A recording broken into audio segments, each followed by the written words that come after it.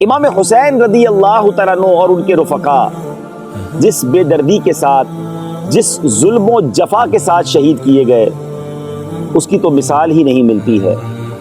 شاعر لکھتے ہیں نا، جن کو دھوکے سے کوفہ بلایا گیا، جن کو دھوکے سے کوفہ بلایا گیا، جن کے بچوں کو پیاسا رلایا گیا، جن کی گردن پہ خنجر چلایا گیا، اس حسین ابن حیدر پہ لاکھوں سلام۔ اللہ پاک امام حسین اور ان کے قافلے والوں پر کروڑوں رحمتوں کی بارش نازل فرمائے اور ان کے فیوز و برکات سے ہمیں بھی مالا مال فرمائے۔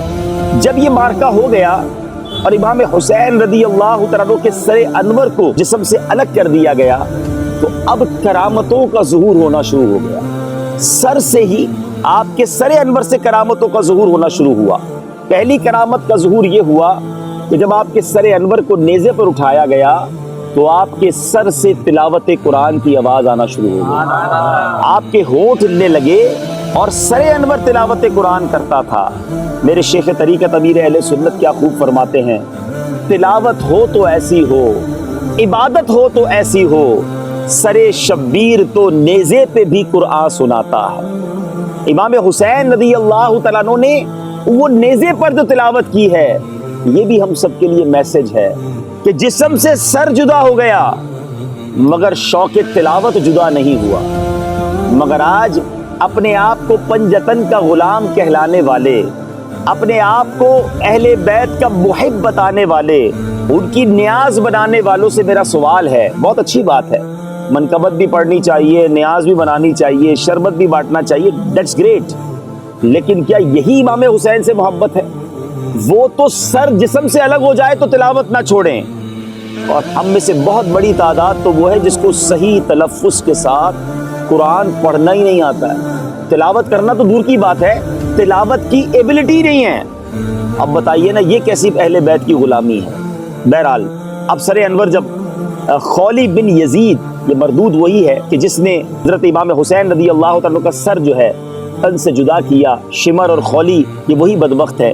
اب جب خولی یہ سر انور لے کر گورنر ہاؤس پہنچا ابن زیاد کو پیش کرنے کے لیے، تو گورنر ہاؤس کا ڈور جو تھا، دروازہ بند ہو گیا تھا، تو یہ اپنے گھر لے آیا سر انور کو، اور اپنی زوجہ، اس کی زوجہ کا نام تھا نیوار، اپنی زوجہ کو کہتا ہے کہ اے نیوار، دیکھ تیرے لیے میں کتنی بڑی دولت لایا ہوں۔ امام حسین رضی اللہ تعالیٰ کے سر انور کو بے ادبی سے زمین پر رکھا اور اس پہ برتن الٹ دیا۔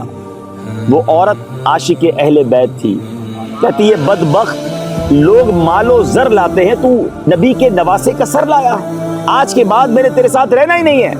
یہ کہہ کر وہ اپنے بچھونے سے اٹھی اور سر انور کے پاس تعظیم کے ساتھ بیٹھ گئی، اور پھر اس کا بیان ہے کہ خدا کی قسم میں نے دیکھا کہ ایک نور آسمان سے مسلسل اس برتن پر برس رہا تھا اور سفید پرندے اس کے ارد گرد منڈلا رہے تھے۔ جب صبح ہوئی تو خولی بن یزید یہ سر انور لے کر ابن زیاد کے دربار میں لے گیا۔ اللہ اکبر، میرے بیچ اسلامی بھائیوں، گویا سر انور پر بھی انوار و تجلیات کی بارش ہوتی رہی۔ سیدی اعلیٰ حضرت لکھتے ہیں نا، تیری نسل پاک میں ہے بچہ بچہ نور کا، تو ہے عین نور، تیرا سب گھرانہ نور کا۔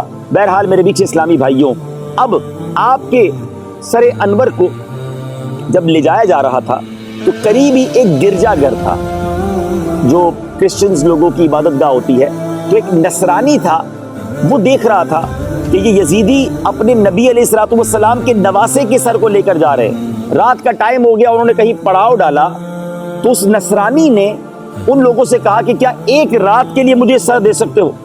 میں اس کے بدلے تمہیں 10,000 اشرفیہ دوں گا۔ پہلے ہی لالچی لوگ تھے، پیسے کے لیے تو سب کچھ کیا تھا۔ انہوں نے سر انور کو اس نصرانی کے سپرد کر دیا۔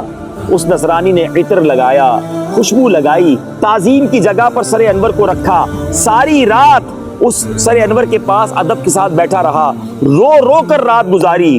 صبح ہوئی تو اس نے کلمہ پڑھ کر اسلام قبول کر لیا، اور پھر اپنی ساری دولت، اپنا یہ جو گرجا گھر وغیرہ تھا، سب خیر آباد کیا اور اللہ کی عبادت میں مصروف ہو گیا۔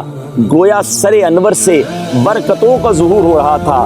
ایمان والے دیکھتے تھے یا پاکیزہ دل والے دیکھتے تھے تو ان کے دل جگمگا اٹھتے تھے، مگر جن کے دلوں پر مہر لگی تھی ان پر کوئی اثر نہ ہوتا تھا۔ دیکھیے نا، نبی پاک علیہ الصلوۃ والسلام کے دور میں بھی تو ایسا ہی تھا کہ پیارے آقا کو ایمان کی حالت میں کوئی دیکھتا تھا تو صحابی بن جاتا تھا، لیکن اگر کسی کے دل پر ہی مہر تھی تو ابو جہل نے بھی تو دیکھا تھا، مکے کے کافروں نے بھی تو دیکھا تھا، مگر ان کے دلوں پر مہر تھی۔ بہرحال میرے میٹھے اسلامی بھائیوں، حضرت امام حسین رضی اللہ تعالیٰ عنہ کے سر انور کو پھر ابن زیاد کے دربار میں پیش کیا گیا۔ اس بدبخت نے وہاں بھی بڑی بدتمیزی کی، بے ادبی کی۔